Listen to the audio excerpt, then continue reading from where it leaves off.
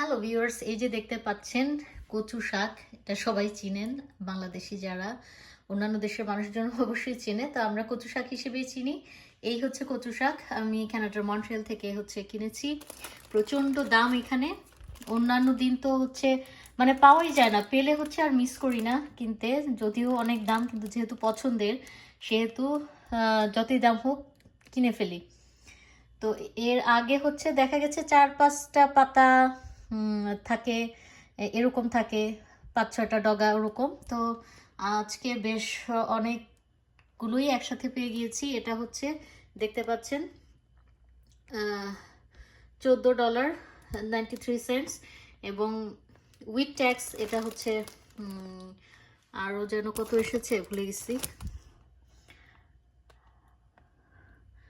$15 মতো।